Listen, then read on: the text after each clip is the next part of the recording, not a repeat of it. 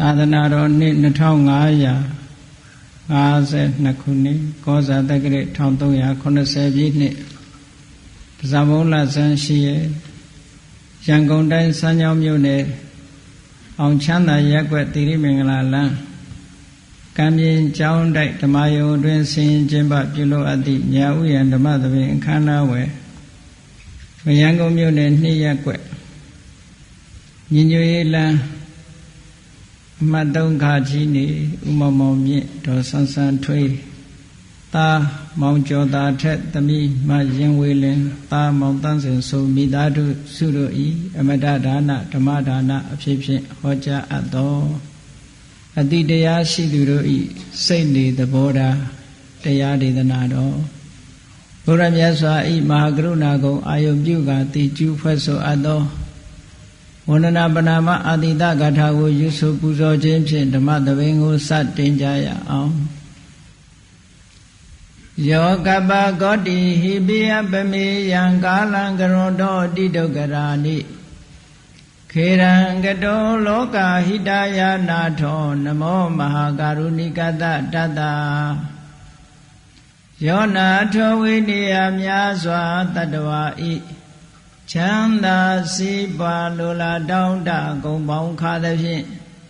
နာထမြညာခြင်းရှင်တော်မြတ်ဖရာသည်ကပ္ပဂောတိဟိပိဂရေကဘာအရေးအတွက်သင်္ချာတို့ဖြင့်တော်လဲအဘယ်မေယံရည်အတွက်တိုင်းတာဖော်ပြခြင်းငါမစွမ်းနိုင်ပါသောကာလံလေးအသင်ခြေသိမ့်နေကဘာရှိကြသောကာလပတ်လုံးလောကဟိတယတတလောကဤအကျိုးစီးပွားအလုံးငါအတိဒုက္ခရာနိဥစ္စာအသက်ချေလက်အင်္ဂါမေတ္တာကြီးမှသမိတာနှင့်တထာဇနီဆွန်ញင်းကြီးဟုကျက်တိထဘွယ်ငါးသွဲအစုအလွန်ခဲရင်တော်မူတော်ကို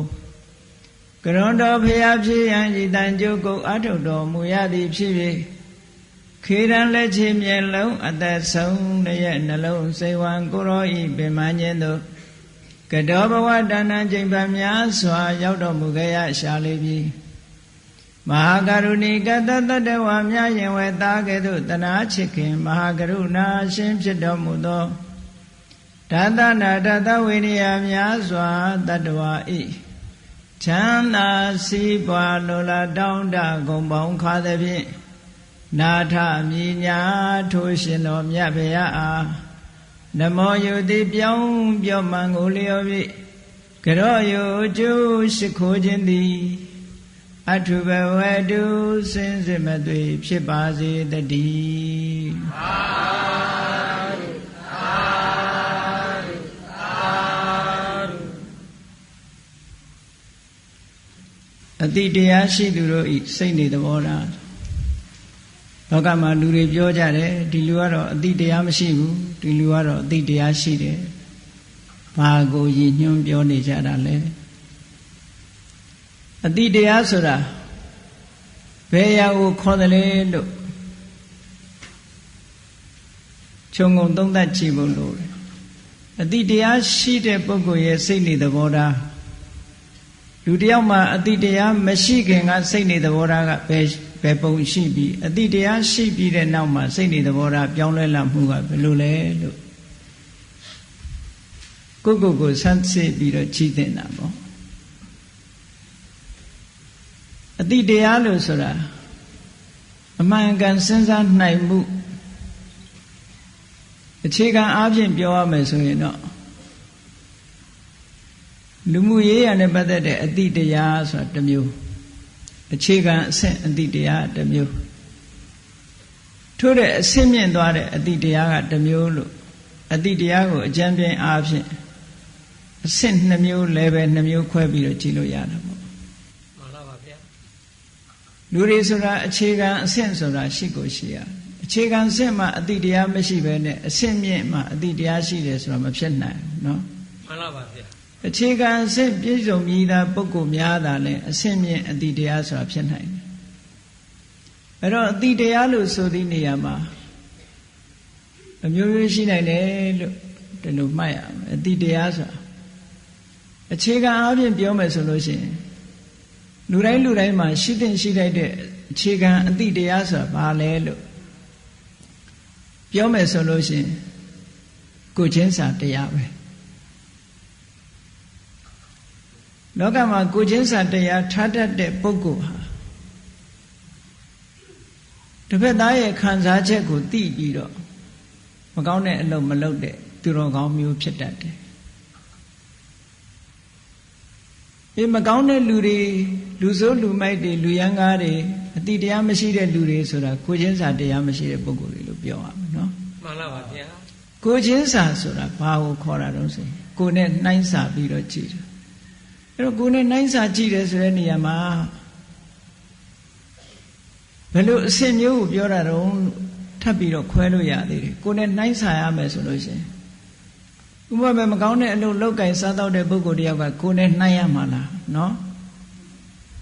မကောင်းတဲ့လူတယောက်ကကိုယ်နိုင်နှမ်းပြီးတော့ကိုချင်းစာရမှာလားလို့ဒီလိုဟာမျိုးမဟုတ်ဘူးနော်ကိုချင်းစာဆရာကိုချင်းစာတရားဆိုတာမြတ်စွာဘုရားသခင်ကိုရောမြတ်က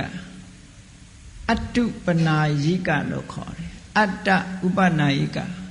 ကိုယ်နဲ့ရှင်းပြီးတော့ကြည့်ရမယ်ကိုယ်အကြိုက်နဲ့ရှင်းပြီးတော့ကြည့်အများရဲ့စိတ်ဆန္ဒအများရဲ့ကြိုက်နှစ်သက်မှုကိုရှင်ပြီးတော့ကြည့်ရမယ်ကိုကြိုက်နှစ်သက်တာနဲ့ရှင်ပြီးတော့ကြည့်ရမယ်ဆိုပါစို့လူတယောက်ကအရက်တောက်ချင်အရက်ကြိုက်တယ်သူလည်းတောက်ချင်တောက်ပါစေဆိုတာဒါကိုချင်းစာတရားတော့မဟုတ်ဘူးဒီဟာမျိုးဆိုလိုတာမဟုတ်ဘူးเนาะမှန်လားပါဗျာဒီလိုဟာမျိုးဆိုလိုတာမဟုတ်ဘူးအခြေခံအဆင့်ကဘယ်လိုပြောရမလဲလို့ဆိုရင်လူတိုင်းဟာဒုက္ခကာမဒုက္ခပฏิကူလချမ်းသာတာကြိုက်တယ်တဲ့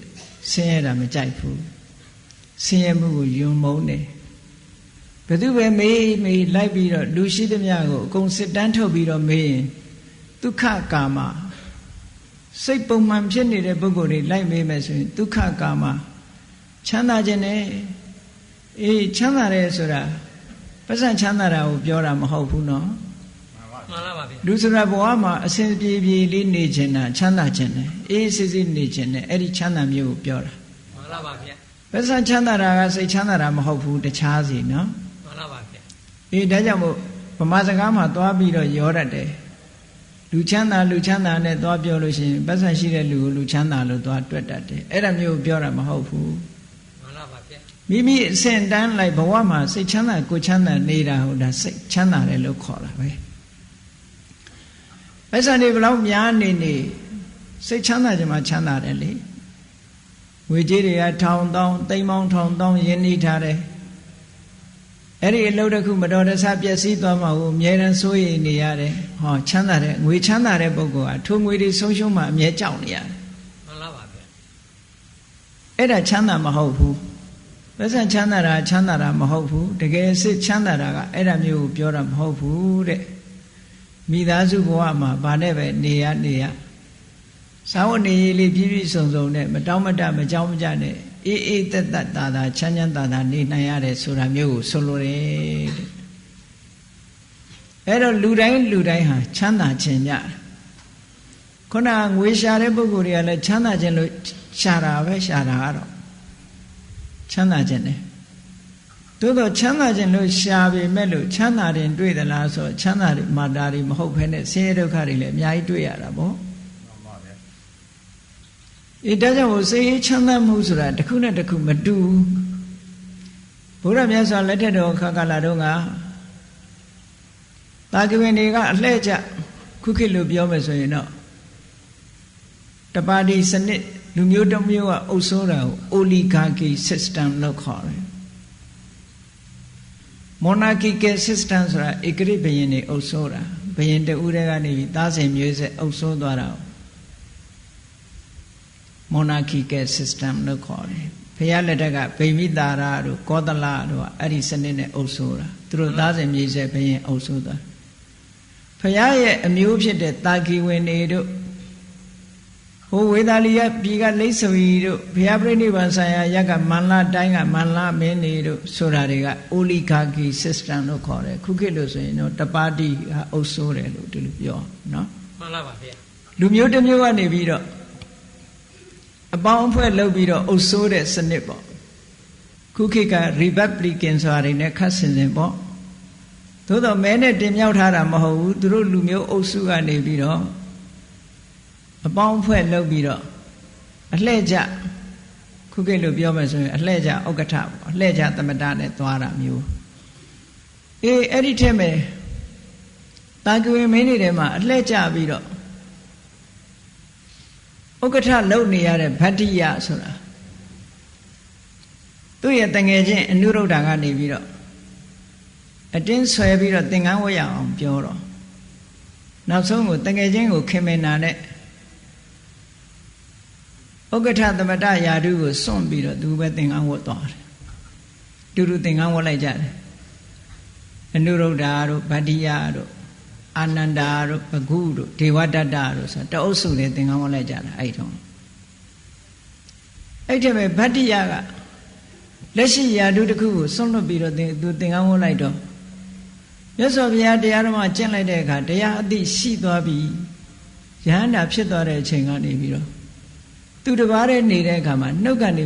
မကြာခဏသူကနှုတ်ကနေပြီးတိုးတိုးနဲ့ပြောနေတတ်တယ်ဘာပြောတော့ဆိုအဟောဒုက္ခံအဟောဒုက္ခံချမ်းသာလိုက်တာနော်ချမ်းသာလိုက်တာဒီဘဝကိုငကိုတော့သူမလာခြင်းဘူးတိုင်းပြည်ကိုအုပ်စိုးရတဲ့ဘဝကိုပဲသူကြိုက်တယ်ဒီယဟန်ဘဝကိုသူမလိုလားဘူးသို့တော့တရားအသိရှိလိုက်တဲ့အခါကျတော့သူစိတ်နေသဘောထားတွေပြောင်းသွားတယ်ပြောင်းသွားပြီးတော့သူဘာပြောတော့ဆိုချမ်းသာလိုက်တာချမ်းသာလိုက်တာသူစိတ်ထဲမှာလာတာနောက်တောင်ကျသွားတယ်လို့ထင်တယ်ဟုတ်ကဲ့ခုမှချမ်းသာတာအလုံးကိုစွန့်လွတ်လိုက်တယ်စွန့်လွတ်ပြီးတော့ယဟန်ဘဝကူးပြောင်းပြီးတရားအသိတွေရသွားတဲ့အချိန်မှာချမ်းသာလိုက်တာဆိုတော့ဘေးကပုဂ္ဂိုလ်တွေကအေးဒီယဟန်က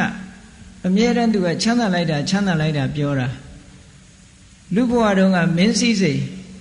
မျောလင့်ပြီးတော့သူကချမ်းသာတာနဲ့ညီးနေတာလားအဲ့ဒါကိုပြန်ပြီးရကြံလို့များနောက်ကျောင်းပြန်နေတာလားလွမ်းတနေတာလားလို့ဘေးကထင်ညတဲ့မှန်လားပါထင်တဲ့အခါကျတော့မြတ်စွာဘုရားကိုသွားလျှောက်ကြတယ်ဗတ္တိယကဘယ်နေရာဖြစ်ဖြစ်သူပါဇက်ကချမ်းသာလိုက်တာပြောနေသူဘာရည်ပဲပြီးပြောတာတော့ဆိုတော့ဘုရားကရှင်းအောင်လို့ခေါ်မေးတယ်နေပါအောင်ဗတ္တိယချမ်းသာလိုက်တာလို့နှုတ်ကမကြာခဏပြောရအောင်ဘာကိုရည်စူးတာတော့လို့ဆိုအရှင်ဘုရားတဲ့တပည့်တော်တိုင်းပြည်မှာဘယင်လုံနေတဲ့အချိန်ဥက္ကဋ္ဌသမတယာတုရနေတဲ့အချိန်တုန်းကတပည့်တော်အဆောင်အရှောက်တွေချထားပါရဲ့တန်းနဲ့တပည့်တော်အိတ်ကောင်းခြင်းမအိတ်ရဘူးဗျာတဲ့အမြဲတမ်းတတိရှိနေရတယ်ပေါ့ငါများဘသူကလာပြီးတော့လောက်ကြမှာတော့လို့စိုးရင်တကြီးဖြစ်နေတယ်ငါ့ကိုမကျေနပ်တဲ့ပုဂ္ဂိုလ်တွေကငါများလာဒုက္ခပေးမှလားနဲ့အမြဲတမ်းဘသူမှမယုံရဘူးကိုနားနေတဲ့လူတောင်ကိုကမယုံဘူးကိုသက်တော်ဆောင်တော်ကိုမယုံဘူးဖြစ်နေအဲ့ဒီတော့ကကြောက်လန့်နဲ့ကောင်းမွန်မအိပ်ရဘူးအမြဲတမ်းတတိရှိနဲ့နေရတဲ့ဘဝကြီးတဲ့အခုကျတော့တပည့်တော်ဘယ်သူမှလည်းကြောက်စရာမလိုတော့ဘူးဘယ်နေရာနေတပည့်တော်ဘာအန္တရာယ်မှမရှိဘူးခုမှလွတ်လပ်ပြီးတော့ချမ်းသာတဲ့ချမ်းသာကတကယ်ကိုဝိမု ക്തി ဒုက္ခအလုံးလွတ်ကင်းသွားတယ်စိတ်နေထားကလည်းလွတ်သွားတယ်ဘာမှတွေ့တာစရာမရှိဘူးမိသားစုပေါ်မှာလည်းမတွေ့တာတော့ဘူးကိုယ့်ကိုယ်လည်းမတွေ့တာတော့ဘူးလုံးဝကြီးလွတ်ကင်းချမ်းသာတာခုမှချမ်းသာတာဒီချမ်းသာရတာတပည့်တော်နောက်ကျလိုက်တာလို့ဒါကိုရည်ရွယ်ပြီးတော့တပည့်တော်ချမ်းသာလိုက်တာလို့ပြောတာပါတဲ့ကဲတရားအသိရှိတဲ့ပုဂ္ဂိုလ်ရဲ့သဘောထားကမရှိခင်ကသဘောထားနဲ့မကွာဘူးလားကွာခြားပါတယ်ခင်ဗျာမရှိခင်တုန်းကဒါကိုပြင်းစရာကြီးလို့ပဲထင်တာပဲလေမှန်လားပါဗျာမိသားစုဘဝဆွန့်လွတ်ပြီးတော့တရားဓမ္မကျင့်ဖို့တောတဲ့တောင်နဲ့ထွက်ဖို့ဆိုတာလွယ်တာမဟုတ်ဘူးတရားအသိမရှိခင်ကအလွန်ပြင်းစရာကောင်းတဲ့လုပ်ငန်းကြီးတစ်ခုပဲလို့ဒီလိုမြင်ခဲ့တယ်တရားအသိလည်းရှိလိုက်ရောအဟောဒုက္ခံချမ်းသာလိုက်တာဆိုတာဟောတရားသိသူအသိတရားရှိတဲ့ပုဂ္ဂိုလ်ရဲ့ဒီသဘောထားအမတန်မှထူးခြားတယ်ဒါကအခြေခံသဘောတရားမဟုတ်ဘူးအတော့အဆင့်မြင့်သွားတဲ့သဘောတရားဖြစ်သွားပြီမှန်လားပါဗျာဒီအဆင့်ရောက်ဖို့ကလူတိုင်းမလွယ်ဘူးဒါဖြင့်အခြေခံအသိတရားရှိဖို့ဆိုတာဘာတော့ဆိုရင်ခုနကိုချင်းစာတရားဆိုတာဒုက္ခကာမလူတိုင်းဟာချမ်းသာတာကိုမျက်နှိုးတယ်ချမ်းသာခြင်းကြတယ်ဒုက္ခပฏิကုလဆင်းရဲတာကိုယွံမုန်းကြတယ်ဆင်းရဲတာကြောက်တယ် ဒါကအလုံးတူညီတဲ့သဘောတရားပဲအဲ့ဒီလိုဖြစ်ပါရဲ့တန်းနဲ့လူတွေကကိုချမ်းသာဖို့အတွက်သူများကိုဘာလို့ဒုက္ခပေးကြသလဲဒါတရားနဲ့သိရအတိတရားဆိုတာအဲ့ဒါပြောတာမှန်လားပါဗျာငါချမ်းသာခြင်းနဲ့ဒုက္ခကိုယုံမုန်းတယ်ငါချမ်းသာရဲ့တန်းနဲ့ငါမကြိုက်တဲ့အလုပ်ကြဘာဖြစ်လို့လုပ်ချင်ရလဲဟောစဉ်းစားရမယ်တဲ့မြတ်စွာဘုရားဒါတရားအတိလို့ပြောတာเนาะဒီတရားအတိကအခြေခံအတိပဲကဲဘုရားမြတ်စွာရဲ့အကျင့်တရားတွေမှာသီလကအစပဲဘာဖြစ်လို့တုံးဆိုမြတ်စွာဘုရားကဘယ်သူပဲဖြစ်ဖြစ်မှန်ကန်တဲ့လမ်းကြောင်းပေါ်ကိုရှောက်မယ်ဆိုရင်ဘာကစမလို့ဆိုရင်ကုသိုလ်တရားတွေရဲ့အစမှာနှစ်ခုရှိတယ်တဲ့တစ်ခုကကိုခြင်းတရားကုသိုလ်တရားတွေရဲ့အစနံပါတ်1ကကိုခြင်းတရားနံပါတ်1ကအမြင်မှန်ဟောဒီနှစ်ခုနဲ့စရမယ်အမှန်မြင်ရမယ်လို့ဆိုဘာဟိယဆိုတဲ့ယဟန်ဒီဘာဟိယကဟိုဘာဟိယဓာရုစီရိယမဟုတ်ဘူးနောက်ဘာဟိယတပါမြတ်စွာဘုရားကဟောတယ်တတ္တမတိဟတေဘာဟိယအာဓိမေဝဝိသောတေဟိကုသလေတုတံမေတုဘာဟိယမှန်ကန်တဲ့လမ်းကြောင်းပေါ်ကိုရှောက်ချင်တယ်ဆိုရင်တဲ့ကုသိုလ်တရားတွေရဲ့အစကိုမြင်ပြည့်စုံအောင်လုပ်တယ်ကောစာတိကုသလနံဓမ္မနံကုသိုလ်တရားတွေရဲ့အစဆိုတာဘာလဲသီလင်္စသူဝိတုဒ္ဓံလုံးဝဖြူစင်တဲ့ကိုခြင်းတရားကိုခြင်းတရားဖြူစင်အောင်လုပ်ရမယ်တဲ့ဒါနံပါတ်1မှန်လားပါဗျာဒိဋ္ဌိစဥစုကာဖြောင့်မှန်တဲ့အမြင်ရှိရမယ်လို့ဟောဒီနှစ်ခုဟာကုသိုလ်တရားတွေရဲ့အစပဲဒီကုသိုလ်နှစ်ခုဒီနှစ်ခုမှမရှိရင်ကုသိုလ်တရားတွေစလို့မရဘူးကိုယ်တဏ္ဍာမှာကုသိုလ်တရားတွေစဝင်လာတာဒီနှစ်ခုကစတာကဲကောင်းပြီမြတ်စွာဘုရားကဟောတာလေကိုချင်းတရားကစလို့ဆိုတော့ကိုချင်းတရားဆိုတာအလုံးသိကြတဲ့အတိုင်းအရေးကြီးတာကဘာလို့ဆိုရင်မနောဒုစရိုက်ကိုအသာထားအများနဲ့ဆက်ဆံတာကိုကြည့်လိုက်မယ်ဆိုရင်ကာယဒုစရိုက်နဲ့ဝစီဒုစရိုက်ကာယဒုစရိုက်4မျိုးဝစီကာယဒုစရိုက်3မျိုးနဲ့ဝစီဒုစရိုက်4မျိုးအားလုံးအဲ့ဒီ9မျိုးအခြေခံအဆင့်ကိုပြောမယ်ဆိုလို့ရှိရင်ကာယဒုစရိုက်3မျိုးဆိုတာသူများအသက်ကိုတတ်ခြင်းပါဏာတိပါဒအဒိဏဒါနသူများဥစ္စာကိုခိုးခြင်းမတရားယူခြင်းကာမေတုမိစ္ဆာစာရကာမဂုဏ်တရားတွေမှာမှောက်မှောက်မှားမှားပြုကျင့်ခြင်းလို့ဆိုတယ်ဒါကကာယဒုစရိုက်3ပါးလို့ခေါ်တယ်အဲ့ဒီကာယဒုစရိုက်ကိုတရားအသိနဲ့ဆင်ခြင်ရမယ်တဲ့ဖြောက်ရမယ်တရားအသိနဲ့ဆင်ခြင်ပြီးတော့ဒီကာယဒုစရိုက်တွေကိုပယ်လှန်ပြီးတော့ကာယဒုစရိုက်ကိုကျင့်သုံးရမယ်လို့ဆိုလို့တွေးပုံတွေးနည်းကိုမြတ်စွာဘုရားပေးထားတယ်ကိုချင်းစာတဲ့အတွေးနဲ့တွေးကြည့်ပါတဲ့ပါဏာတိပါဒနဲ့ပတ်သက်ပြီးတွေးလိုက်မယ်ဆိုလို့ရှိရင်ငါဒီသေရမှာကြောက်တယ်။လူတိုင်းသေရမှာကြောက်ကြမှာကြီးပဲနော်။မှန်လားပါဗျာ။သေရမှာကြောက်တာကြီးပဲမသေးချင်ကြသေးဘူးသူကမသေးချင်ဘူးအသက်ရှင်နေတယ်။သက်ရှိတ attva တိုင်းအားလုံးဟာမသေးချင်ကြဘူးအသက်ရှင်နေချင်ကြအသက်ရှည်ချင်ကြတယ်။ဒါကြောင့်မို့လို့တယောက်တယောက်ဆူတောင်းလို့ဆူပေးလို့ရှင်လေဩအသက်ရှည်ပါစေကျန်းမာပါစေနဲ့ဆူပေးကြတယ်ဘယ်သူမှအသက်တိုပါစေလို့မပြောဘူးနော်မှန်လားပါဗျာအသက်ရှည်ပါစေလူတိုင်းဟာအသက်ရှည်နေခြင်းတယ်ဒါလူတွေရဲ့ဆန္ဒကိုယ့်ရဲ့ဆန္ဒကိုကအသက်ရှင်တာကိုမျက်နှိုးတယ်သေတာကိုမုန်းတယ်တချို့များသေတာကိုအမင်္ဂလာဆိုပြီးလူကြားတဲ့စကားပြောနားတော်မထောင်ကြဘူးနော်သေတဲ့အကြောင်းလာပြောရင်တော့ဟာနမိတ်မရှိနမမရှိမပြောနဲ့တောင်ပြောလိုက်သေးတယ်နော်မှန်လားပါဗျာမသာအတုအိမ်သွားပြီးရင်ပြန်လို့ရှိရင်ကရောတင်မောနဲ့ခေါင်းလျှော်ရသေးတယ်မဟုတ်တဲ့အတွေးတွေတွေးမိလို့ပါဒါနော်မှန်လားပါဗျာတရားအသိရှိရင်ဒါတွေလုပ်ဖို့လိုသလားမလိုဘူးလားစဉ်းစားကြည့်ပေါ့မှန်လားပါဗျာအတုအိမ်သွားရင်တဏှတယ်လို့ဒီလိုယူဆကြတယ်လူတွေကအဲ့ဒါကိုပြန်ပြီးတော့သိတိတင်တယ်သို့တော့ရင်ဘတ်ထဲမှာလောဘတွေဒေါသတွေမောဟတွေရန်သူတွေကဒီထဲမှာမှန်လားပါဗျာလျှော်တာကရန်သူကိုမလျှော်ဘဲနဲ့ခေါင်းသွားလျှော်တာတလွဲသွားလုပ်နေတာမှန်လားပါဗျာခေါင်းတန်ရှင်းသွားတာနဲ့အတွင်းထဲကလောဘဒေါသမောဟတန်ရှင်းသွားမှာမဟုတ်တာပဲတန်ရှင်းပါဗျာအဲ့တော့အတုပတွေ့တယ်ဆိုလို့ရှိရင်ဩတနေ့ငါလည်းတရားအောင်မှလို့စဉ်းစားပါလို့မြတ်စွာဘုရားဒီလိုဟောတာမှန်ပါဗျာ အဲ့လိုစဉ်းကျင်စဉ်းစားဖြင့်အသက်ရှင်နေတုန်းကတခုကောင်းတာတွေလုံးမှာပဲဆိုတဲ့အတွေ့တွေးရမယ်ခုနကတလွဲတွေးနေတာတလွဲတွေးတာနဲ့တပြိုင်နက်တလွဲလုပ်တယ်အဲ့ဒါကိုဘာခေါ်တော့ဆိုမောဟလို့ခေါ်တာမောဟဆိုတာစာရဲပါတာမဟုတ်ဘူးစာရဲပါတဲ့မောဟမဟုတ်ဘူးကိုယ်တိုင်ကအမှန်မသိတာဟာမောဟအမှန်မသိဘူးဆိုတာအမှားသိတာအတူအိမ်သွားလို့ဒါနမိတ်မရှိနမမရှိပြန်ကြတော့ဒါစက်တည်တွေရုပ်လာတယ်ထင်ပြီးတော့ခေါင်းလျှော်ရတာနဲ့တယောကင်မွန်းနဲ့ဘာလို့ရတာနဲ့ဟောတကယ်လျှော်ရမှာကိုယ်စိတ်ပဲနော်ဖြူစင်အောင်ထားရမှာတော့တလွဲလုံနေတယ်ဆိုတော့အကျိုးမဖြစ်ဘူးပေါ့ဒါတလွဲလုံနေရင်အကျိုးမဖြစ်ဘူးအေးကောင်းပြီတလွဲမတွေးရဘူးတဲ့မှန်မှန်ကန်ကန်တွေးရမယ်ဩ तू ကအသက်ရှင်နေတယ်မသေးခြင်းဘူးငါလည်းအသက်ရှင်နေတယ်မသေးခြင်းဘူးဒီလိုအသက်ရှင်ခြင်းမသေးခြင်းနာဖြစ်ရတဲ့ငါကသူတစ်ပါးကိုတတ်တယ်ဆိုရင်တရားပါမလားတရားပါဗျာဟောဒီလိုစဉ်းစားပါတဲ့မြတ်စွာဘုရားဒါအတုပနာယိကဆိုတာအဲ့ဒါပြောတယ်မှန်လားပါဗျာငါအသက်ရှင်နေတယ်အသက်ရှင်နေငါကဘာဖြစ်လို့သူများကိုတတ်ရတခုချို့ကမှားယွင်းတဲ့အတွေးတွေနဲ့တွေးလိုက်သေးတယ်အေးတတ္တဝါဆိုတာလူချုံမှကြွတာတဲ့ဆိုပြီးတော့တတ္တဝါဆိုတာလူချုံမှကြွတယ်ဆိုကိုယ်လည်းတတ္တဝါပဲလေကိုယ်လာချွတ်ရင်ဘယ်နဲ့နေလို့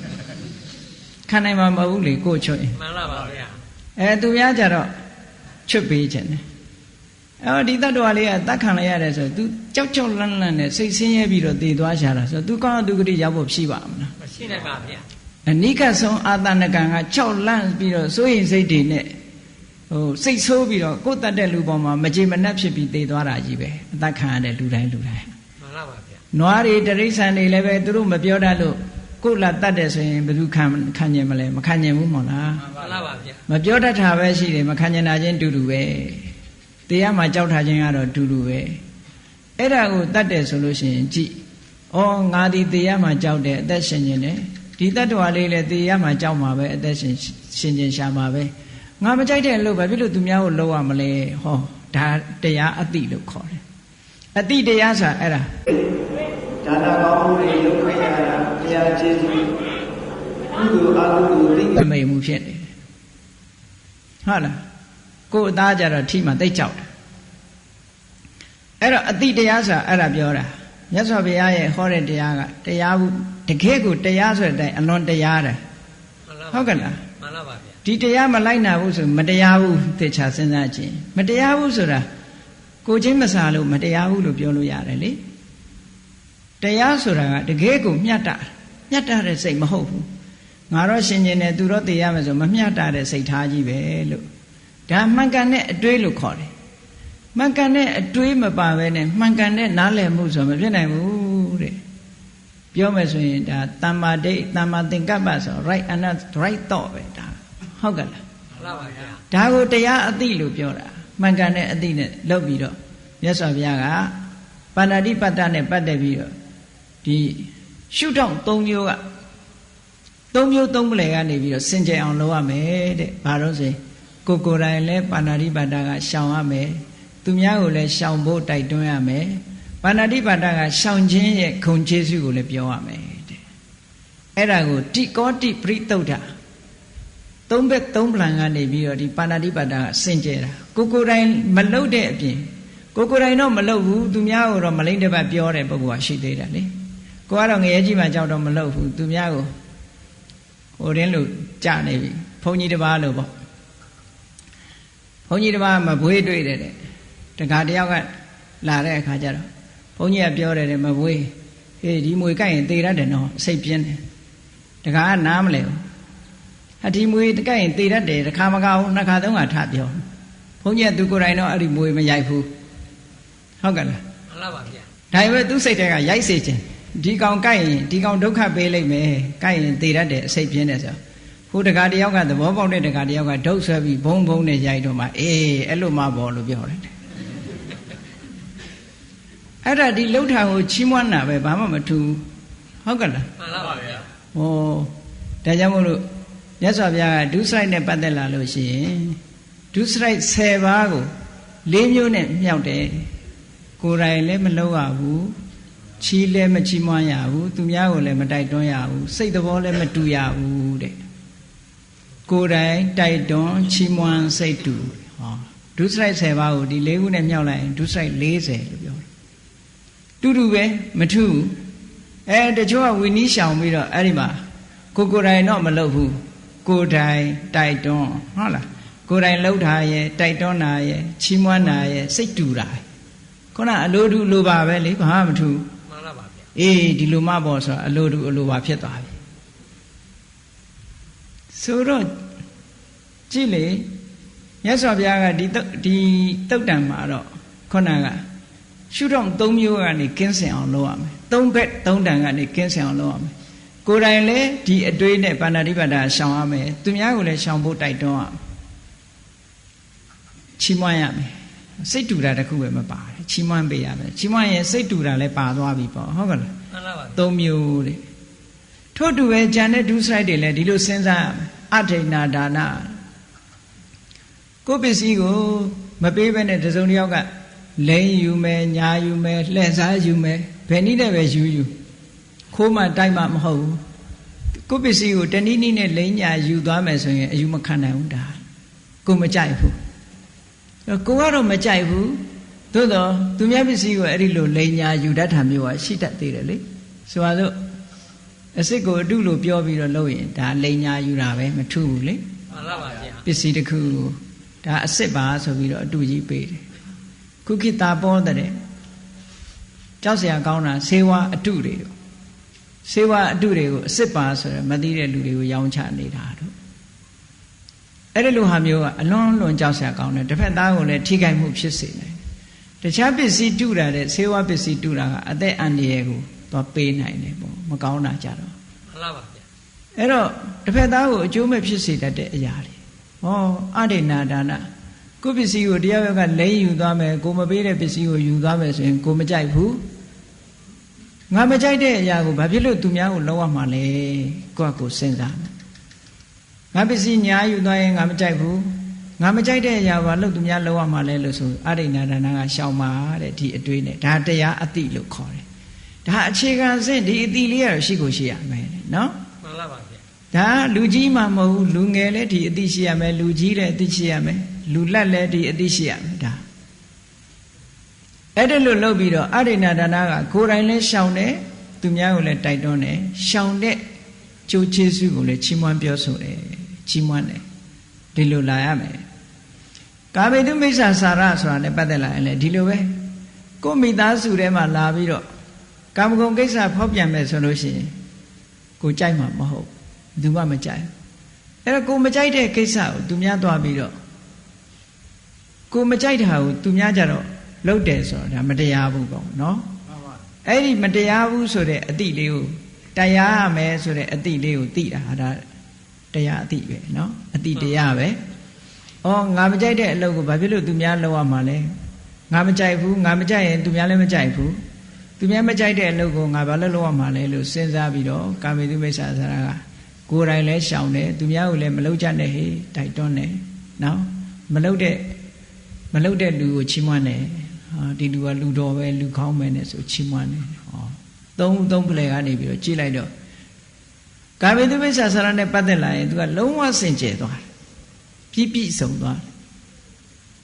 ကိုတော့ရှောင်ပါရဲ့သူများကိုတိုက်တွန်းနေသေးတယ်ချီးမွမ်းတဲ့စိတ်ကလေးရှိနေသေးတယ်ဆိုမဟုတ်သေးဘူးအဲ့ဒါမပြည့်စုံသေးဘူးလို့ပြောရမယ်နော်ဒါကာယဒုစရိုက်နဲ့ပတ်သက်လာလို့ရှိရင်ဒီတိုင်းနားလိုက်ရနောက်ဝစီဒုစရိုက်နဲ့ပတ်သက်လာပြီးတော့ကိုယ့်ကိုတစုံတစ်ယောက်ကလိန်သွားမယ်ကိုယ့်အကျိုးစီးပွားတွေပြက်အောင်လိန်လီစားပြောကြသွားမယ်ဆိုရင်ကိုယ်ခံရခက်တယ်ကိုမကြိုက်ဘူးအဲ့တော့ကိုမကြိုက်ဘဲနဲ့ဘာဖြစ်လို့သူများကိုလုပ်ရမှာလဲမလုပ်သင့်ဘူးကိုမကြိုက်တဲ့လို့သူများကိုမလုပ်သင့်ဘူးလို့စဉ်းစားရမယ်အဲ့ဒါလို့စဉ်းစားပြီးတော့မုသဝါဒကလည်းရှောင်ရမယ်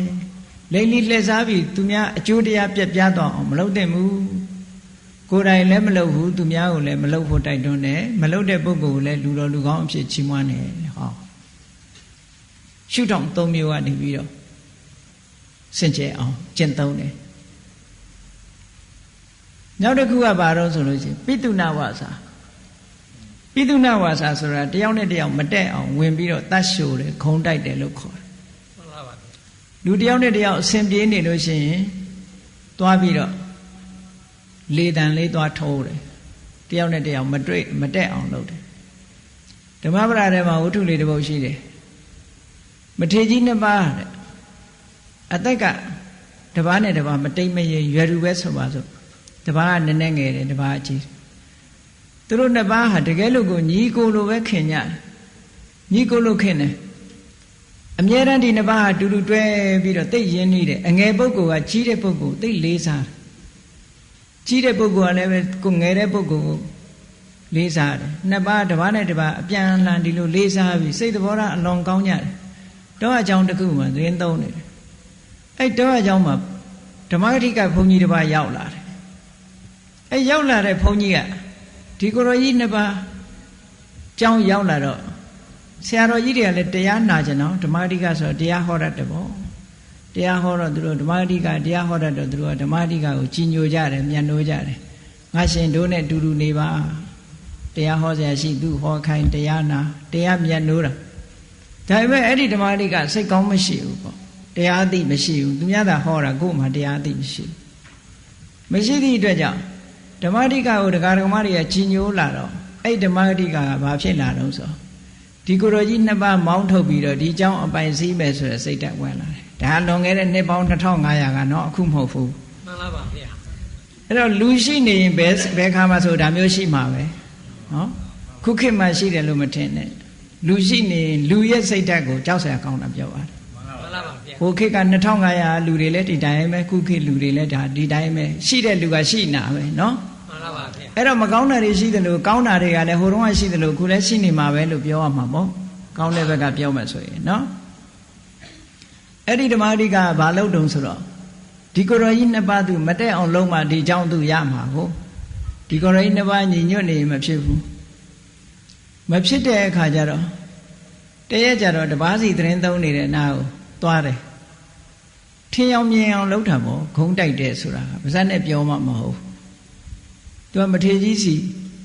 အရင်သွားပြီးတော့ရှင်ဘုရားတဲ့အရှင်ဘုရားတို့နှစ်ပါးညီလို့ကိုလို့ခင်တာဟုတ်လားဟာခင်တာပေါ့တို့နေလာတာနှစ်ပေါင်းလောက်ကြာပြီဒါပေမဲ့ဘုရားတဲ့ဆိုပြီးတော့မပြောတော့ပါဘူးဘုရားပြီးတော့ဆိုပြီးတော့ကြော့ပြီးထသွားတယ်ကိုရောကြီးစိတ်ထဲမှာထင်းနေဘာလဲဒီကိုရောငါဘာပြောချင်လို့နောက်တစ်ခါအငယ်စီသွားပြန်တော့လေဒီလိုပဲ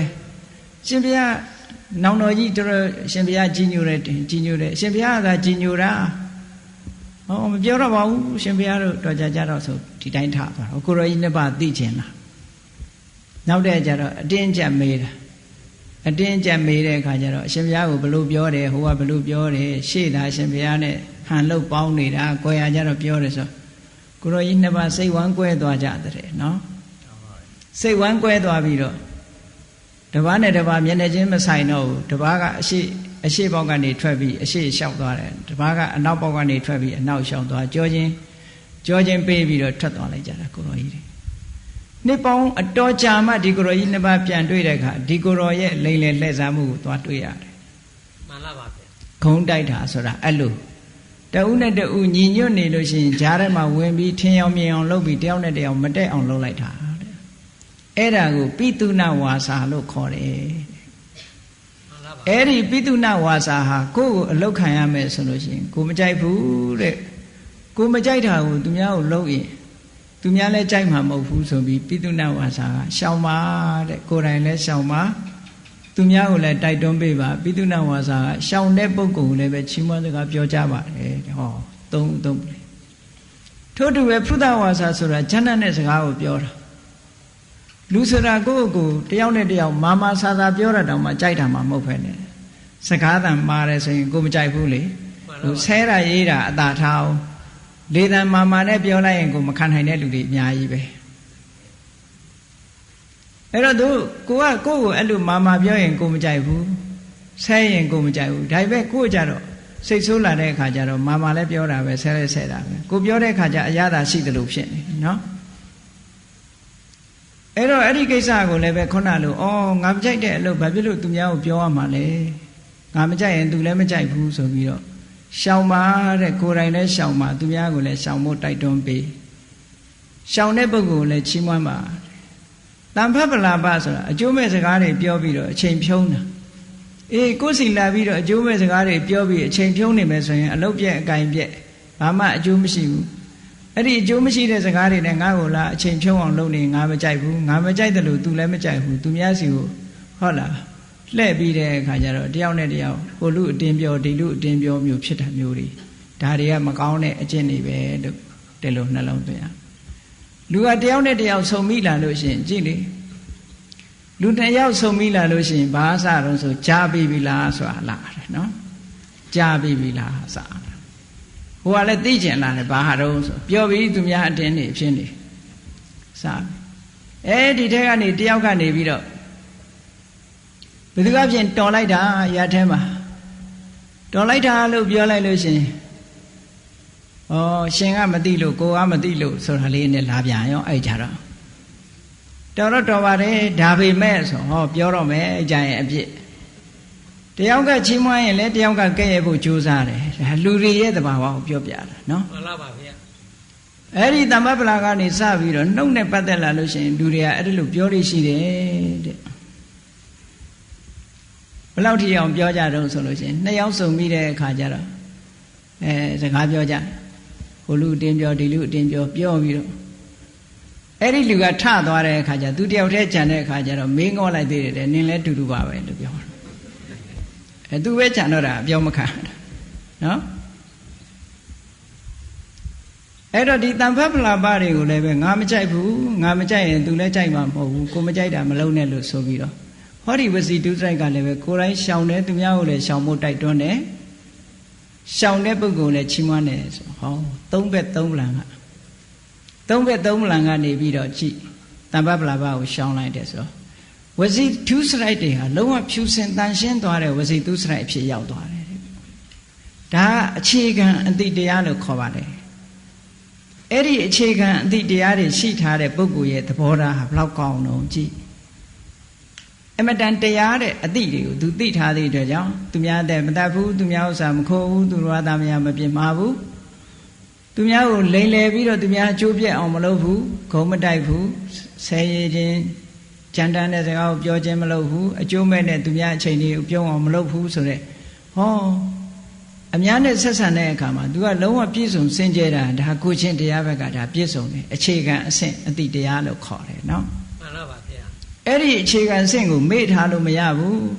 ဒီအခြေခံအဆင့်တွေမပါဘဲနဲ့နိဗ္ဗာန်မဲ့ဖို့ရက်တူတူနဲ့မျက်မှောက်ပြုရပါလို့ဆိုရက်ကတော့တူမှာမဟုတ်သေးဘူးဘာဖြစ်လို့လဲဆိုအခြေခံမှမပါပဲနော်မှန်ပါပါဗျာအခြေခံအဆင့်ကိုစိတ်ကောင်းနှလုံးကောင်းထားဖို့လိုတယ်ဒါစိတ်ကောင်းနှလုံးကောင်းလို့ထားခေါ်တယ်အဲ့တော့လူတွေကထင်ကြတယ်များသောအားဖြင့်ပြောကြတယ်စာတန်းတွေဘာတွေတောင်ရေးထားကြသေးတယ်သင်ကောင်းနေကျွန်ုပ်မဆိုးပါတဲ့သင်ကောင်းနေကျွန်ုပ်မဆိုးပါဆိုတဲ့ဟာကဒါလူကောင်းလို့ခေါ်လို့မရနော်သင်ဆိုးပေမဲ့ကျွန်ုပ်မဆိုးပါလို့ရေးရမှာရေးတာသင်မကောင်းပေမဲ့ကျွန်ုပ်ကောင်းပါလေအဲ့ဒီဟာမှပြည့်စုံတယ်အခုကသူတော်နေလို့ကိုကောင်းတဲ့သူတော်ကောင်းနေရတော့ဒါမဟုတ်သေးဘူးသူတော်နေလို့ကိုကကောင်းနေတာလေသူမတော်ရင်ကိုကောင်းမှာမဟုတ်ကိုကဘာဖြစ်တုံးဆိုသူတော်အောင်ကိုကောင်းတဲ့သူတော်ကောင်းမျိုးဖြစ်တဲ့တယ်ပေါ့သူတော်လာအောင်မတော်တဲ့လူတယောက်တော်လာအောင်ကိုကကောင်းရမယ်သူတော်ကောင်းရဲ့သဘောကသူများမတော်တာသူများမကောင်းတာကိုကလိုက်ပြီးတော့မတူဘူးနော်မှန်ပါပါဗျာဒါကြောင့်မလို့သူတော်ကောင်းကိုရင်တော့ဓမ္မဂတိကဟောနေတဲ့လူဟောကြောင့်ဓမ္မဂတိကတခါကြီးကပြောလေးရှိတယ်ငယ်ငယ်တော့ကြားဘူးလားသူတော်လို့ကိုကောင်းတဲ့သူတော်ကောင်းတွေပဲဖြစ်ပါစေနဲ့တဲ့နော်သူတော်အောင်ကိုကောင်းတဲ့သူတော်ကောင်းဖြစ်ပါစေဆိုအတိပ္ပယ်ရှိတယ်တရားမှန်ပါပါဗျာဘုရားမြတ်စွာလက်ထက်တုန်းကအိရှမာကြီးတယောက်ရှိတယ်သူနာမည်ကျော်တယ်ဩသဘောကောင်းလိုက်တာသဘောထားပြည့်လိုက်တာအလုသမားတွေပေါ်အိမ်စီတွေပေါ်မှာဟုတ်လားအိမ်အကူတွေပေါ်မှာဆက်ဆံတာအမတန်ကောင်းတယ်ပေါ့သိသဘောထားကောင်းတယ်သိသဘောထားကောင်းတယ်နဲ့နာမည်ကြီးတယ်တာဝတိပြေကအိရှမာကြီးတယောက်နာမည်ကြီးတယ်သဘောကောင်းတယ်နဲ့နာမည်ကြီးတော့သူ့အိမ်မှာအလုကျွေးပြုတ်နေတဲ့ကာလီဆိုတဲ့အမျိုးသမီးကသူကစဉ်းစားတယ်ငါတော်နေလို့ तू ကောင်းတာလားသို့မဟုတ် तू ပင်ကိုးကောကောင်းတဲ့စိတ်ရှိသလားဆိုတာစမ်းသပ်အောင်မယ်ဆိုပြီးတရက်ကြတော့ तू အိတ်နေလိုက်တာတဲ့နေမြအောင်အိတ်လိုက်တော့အိရှမာကြီးကလာပြီးတော့ဟဲ့ကာလီနေဘာလို့အိတ်နာတော့ဆိုဘာမှမဖြစ်ပါဘူးလို့ပြောတော့ မျက်မှောင်ကလေးကျုပ်သွားတယ်အဲ့ဒီနေရာသူကအကဲခတ်လိုက်မိတယ်ငါတောနေလို့ तू ကောင်းတာပဲ तू ဒေါသရှိရဲ့တန်းနဲ့ तू ကငါတောနေလို့ဒီဒေါသမထွက်တာသူ့တဏ္ဍာမှာဒေါသရှိတယ်ဆိုတာသိကြတယ်ပေါ့ပိုးသိကြအောင်ငါနောက်တည့်ဆက်ဆန်းအောင်မယ်ဆိုပြီးတော့နောက်တည့်ရလည်းဆက်ပြီးအိတ်နေလိုက်ပြန်အိတ်နေတဲ့အခါကျတော့ဟဲ့ဘာဖြစ်လို့အိတ်တာလဲဆိုဘာဖြစ်ဘူးလို့ပြောတယ်ဒီကောင်မလူဘာဝတယ်ဆိုပြီးဆဲသွားတယ်တဲ့ပထမနေ့ကတော့မျက်မှောင်ကလေးပဲကျုပ်ပြတယ်နောက်တည့်ရကျတော့အဲ့ဒါဆဲသွားဩသူ့တဏ္ဍာမှာရှိနေတဲ့ဟာတွေ तू ပြလာပြီအစွဲကထွက်လာနောက်တည့်ရတကူကဆက်ပြီးတော့အိတ်လိုက်တဲ့အခါကျဘာလို့တော့နင်ဒီလောက်တောင်လောက်ရလားလို့ဆိုပြီးတော့အဲ့ဒီတုန်းကတကားတွေမှာဂလန့်ချိတ်လေးရှိတယ်တန်ကောင်းနဲ့ဆွဲပြီးတော့ခေါင်းကိုရိုက်လိုက်တာခေါင်းကွဲပြီးတော့သွေးတွေဖြာထွက်သွားတယ်အဲ့ဒီကြတော့ကာလီကျော်မကြီးကလမ်းထွက်ပြီးတော့ရှင်တို့ပြောတဲ့အိရှင်မကြီးသဘောထားကောင်းတယ်ဆိုတာကြည်ကြသမ်းပါအောင်ဟောဒီမဲ့သွေးတွေနဲ့ခေါင်းရိုက်ခွဲတယ်ဆိုပြီးပြောတာအဲ့ဒီနေရာနေစပြီးတော့ဟာဒီအိရှင်မကြီးကသဘောသိဆိုးတာပဲနဲ့ဆိုဖြစ်သွားတယ်အဲ့ဒီမှာမြတ်စွာဘုရားကအဲ့ဒီဝတ္ထုလေးကိုဥပမာပြုပြီးတော့သူများတွေကကောင်းလို့ကောင်းနေတဲ့အကောင်မျိုးမဖြစ်စေကြနဲ့တဲ့သူများတွေကမကောင်းတာကိုကိုယ်ကကောင်းရမယ်လို့ဒီလိုဆိုလို့တယ်ရဟန်းတွေကိုဆုံးမတယ်ဆရာသမားတွေကနေပြီးတော့သင်္ကန်းတို့တပိတ်တို့ပြိခရာတို့ထောက်ပံ့ပြီးတော့နေသည့်အတွက်ကြောင့်ဒီစကားပြောလို့ဆိုလို့ဆုံးမလို့လွယ်တာမျိုးဟာဒါတကယ်အစစ်အမှန်မဟုတ်ဘူးတဲ့ပေးနိုင်ကမ်းနိုင်လို့ကောင်းနေကြတာမျိုးဟာဒါတကယ်ကောင်းမဟုတ်ဘူးတဲ့တကယ်ကောင်းဖြစ်အောင်ကြိုးစားကြကိုယ်စိတ်ထဲရင်နဲ့နှလုံးထဲကနေပြီးတော့တကယ်ကိုအေးချမ်းပြီးတော့ဒေါသငြိမ်းအောင်ကြိုးစားကြသူများကတောနေလို့ကိုကောင်းနေတာမျိုးမဖြစ်စေကြနဲ့ကဲကိုလည်းစဉ်းစားကြည့်လေစိတ်ဆိုးစရာမရှိဘူးသူကထဆိုးမှမဟုတ်ဘူးလေစိတ်ဆိုးစရာရှိရတဲ့နဲ့မဆိုးမှသူတော့ကောင်းစိတ်ဆိုးအောင်လုပ်ရတဲ့နဲ့မဆိုးဘူးဆိုမှသူတော့ကောင်းဖြစ်မှာသူများတွေကကိုယ့်ပတ်ဝန်းကျင်ကကိုကောင်းနေလို့ကိုယ့်ဟာကိုယ်သူတော်ကောင်းဖြစ်နေတာမျိုးမဟုတ်ဘူးတဲ့ဘယ်လိုပဲအခက်ခဲတွေဘယ်လိုပဲစိတ်ဆင်းရဲစရာတွေကြုံလာလားစိတ်ဆိုးစရာတွေနဲ့ဘယ်လိုပဲတွေ့စိတ်မဆိုးအောင်ထိန်းနိုင်တယ်လောဘဖြစ်စရာအာယုန်တွေနဲ့ဘယ်လိုပဲတွေ့လောဘကိုထိန်းနိုင်ရမယ်ဒေါသဖြစ်စရာအာယုန်တွေနဲ့ဘယ်လိုပဲတွေ့ကိုဒေါသကိုထိန်းနိုင်ရမယ်အဲ့ဒီလိုထိန်းနိုင်တာကမှတကယ်သူတော်ကောင်းတကယ်ငြိမ်းချမ်းသူအစစ်အမှန်လို့ခေါ်တယ်တဲ့သူတော်နေလို့ကိုကောင်းနေတာအာယုန်နေနဲ့အတိုက်ခိုက်မခံရလို့လေငြိမ်းနေလို့မလှုပ်ရှားတာကိုအဟုတ်ထင်နေကြတယ်လေတိုက်ခံရတာကြည့်တစ်ပင်ကြီးတွေလည်းလေတိုက်ခံရတာပဲတောင်ကြီးတွေလည်းလေတိုက်ခံရတာသို့သောတစ်ပင်တွေလေတိုက်ခံရရင်ရိမ့်ထိုးပြီးတော့အမြစ်ပါကျွတ်ပြီးလွင့်မသွားဘူးလားလွင့်သွားပါတယ်ဗျာတောင်ကြီးတွေလည်းလေတိုက်ခံရတာပဲကြည့်မယ်ဆိုတောင်ကြီးတွေကမလှုပ်ဘူးလေဘာကွာတာတုံးဆိုတောင်ကြီးတွေကသူ့ကိုယ်သူကြံ့ကြံ့ခံထားတာတဲ့ဒီလေမုန်တိုင်းလောက်ကတော့ဘလောက်မှဘာမှမဖြစ်ဘူးတစ်ပင်တွေကသူ့လောက်ခံနိုင်ရမရှိဘူးလို့ဒီလိုဆိုလို့တယ်အဲ့တော့ကိုယ့်ကိုယ်ခံနိုင်ရရှိရလောကရန်တွေဘာလာကိုယ့်ကိုယ်မတုံလုံးကောင်နေနိုင်ဖို့ကြိုးစားရမယ်ဒီဟာမှတကယ်သူတော်ကောင်းလို့ဒီလိုဆိုလို့တာအပြင်ဘက်ကဓာန်ကိုတော့အကာအကွယ်လို့မရဘူးဒါကလာမှာပဲမြတ်စွာဘုရားကိုတော်မြတ်ကိုယ်တိုင်မျက်စိကမြင်စရာအာယုန်နဲ့မြင်တဲ့အခါမကောင်းတာလည်းမြင်တာပဲကောင်းတာလည်းမြင်တာပဲမကောင်းတာကိုအနိဋ္ဌာယုံခေါ်တာပေါ့ကောင်းတာကိုအိဋ္ဌာယုံခေါ်တာပေါ့အတန်ကြားတဲ့အခါလည်းမကောင်းတဲ့အတန်လည်းကြားတာပဲကောင်းတဲ့အတန်လည်းကြားတာပဲအနံ့လည်းမကောင်းတဲ့အနံ့ဟုတ်လားရှူတာပဲကောင်းတဲ့အနံ့လည်းရှူမိတာပဲအရသာလည်းမကောင်းတာလည်းခံစားရတာပဲကောင်းတာလည်းခံစားခန္ဓာကိုယ်ထိတွေ့ရလည်းမကောင်းတာနဲ့လည်းထိတွေ့တာပဲကောင်းတာနဲ့လည်းထိတွေ့တာသို့တော့တာမန်ပုဂ္ဂိုလ်တွေကြဘာဖြစ်တုံဆိုရင်မကောင်းတာနဲ့ကြုံရင်ဒေါသဖြစ်တယ်ကောင်းတာနဲ့ကြုံရင်လောဘဖြစ်တယ်ကောင်းမကောင်းကြုံတာချင်းကအတူတူပဲဖះလည်းကြုံတယ်ကိုယ်လည်းကြုံတယ်ကြုံတာချင်းတူပဲဖះကြတော့လောဘမဖြစ်ဘူးဒေါသမဖြစ်ဘူးယန္တာတွေကြတော့လောဘမဖြစ်ဘူးဒေါသမဖြစ်ဘူးဘာကွာနေတုံးဆိုတရားအတိစွမ်းအားချင်းကွာနေတယ်တရားအတိနဲ့ခုခံပေးထားတဲ့အတွက်ကြောင့်ဖះယန္တာတွေရဲ့စိတ်ဓာတ်ကြန့်ခိုင်မှုကတောင်ကြီးကဲ့သို့ဘလောက်ပြင်းထန်တဲ့မုန်တိုင်းကြီးတိုက်လှုပ်ရှားမှာမဟုတ်ဘူးတဲ့ဒါကိုမင်္ဂလာတုတ်ထဲမှာဖုဒ္ဒတလောကဓမ္မေစိတ်တန်ယတနဂံမတိဆိုအဲ့ဒါပြောတာနော်မှန်ပါပါဗျာပတ်ဝန်းကျင်ကကိုယ်ကောင်းပြီးဝိုင်းမနေကြလို့သဘောကောင်းနေတဲ့အကောင်းမျိုးကတော့ဒါအကောင်းမဟုတ်ဘူးတဲ့ဟုတ်လားဘယ်လို့မှစိတ်ဆိုးအောင်လုပ်လို့စိတ်မဆိုးတဲ့ပုဂ္ဂိုလ်ကမှတကယ်အကောင်းလို့ဒီလိုပြောရမယ်ဒါကြောင့်မို့လို့တရားအသိရှိတယ်ဆိုတဲ့ပုဂ္ဂိုလ်တွေဟာလောကရန်ကြောင့်လည်းတုံလုံးမှုမဖြစ်ဘူးဘယ်လိုလောကကြီးထဲမှာဆိုရင်လောကရန်ကရှိမှာပဲအကောင်းဆိုးဆိုကြုံနေမှာပဲကျုံနေတဲ့အချိန်မှာခုနက ကိုယ့်ရဲ့စိတ်ဓာတ်ကြံ့ခိုင်မှုကိုလေ့ကျင့်ထားတဲ့ပုဂ္ဂိုလ်တယောက်ဟာဘာနဲ့ခုခံမလို့ဆိုခုနအတွေးနဲ့ခုခံလို့ရတယ်လောကဓာတ်နဲ့ကျုံလာလို့ရှိရင်မြတ်စွာဘုရားကဥပမာလေးတစ်ခုပေးထားတယ်ဆုံးမထားတာရှိတယ်ဗြဟ္မဆာလသုတ်တံမှာဘုရားကဟောထားလို့ဆိုလောကမှာလူတွေကကဲ့ရတာမခံနိုင်ဘူးကဲ့ရတာမခံနိုင်ဘူးကိုယ်လာကဲ့ရင်စိတ်ဆိုးတယ်ချီးမွမ်းရင်တော့အဲ့ဒါတပြုံပြုံနေတယ်နော်အဲ့ဒါလောကဓာတ်မခံနိုင်တာလို့ခေါ်တယ်မြတ်စွာဘုရားကဘာဆုံးမလို့ဆိုရင်ကဲ့ရလို့ရှိရင်စိတ်မဆိုးနဲ့တဲ့ကိုယ်လာပြီးတော့ပြစ်တင်ပြီးတော့ကဲ့ရမယ်ဆိုစိတ်မဆိုးနဲ့တဲ့နံပါတ်1စိတ်မဆိုးနဲ့စိတ်ဆိုးလို့ရှိရင်ကိုယ်စိတ်တည်ငြိမ်မှုပဲကိုအန္တရာယ်ဖြစ်သွားပြီကိုယ့်ရဲ့အသိဉာဏ်ကိုပဲအန္တရာယ်ပြုရရောက်သွားတယ်ဟုတ်တယ်လေစိတ်ဆိုးလိုက်တာနဲ့တပြိုင်နက်အကောင်အဆိုးအကြောင်းကျိုးသိသေးတယောက်ကလာကဲ့ရတယ်ကဲ့ရတာနဲ့ပတ်သက်ပြီးကိုကစိတ်ဆိုးလိုက်လို့ရှိရင်အဲ့ဒီ तू ပြောတဲ့စကားရဲ့အကောင်အဆိုးအကြောင်းကျိုး तू မသိတော့ဘူးဟောဒါကြောင့်မို့ဘုရားကစိတ်မဆိုးနဲ့စိတ်ဆိုးရင်အကောင်အဆိုးအကြောင်းကျိုးမသိနိုင်ဘူးတဲ့အဲ့တော့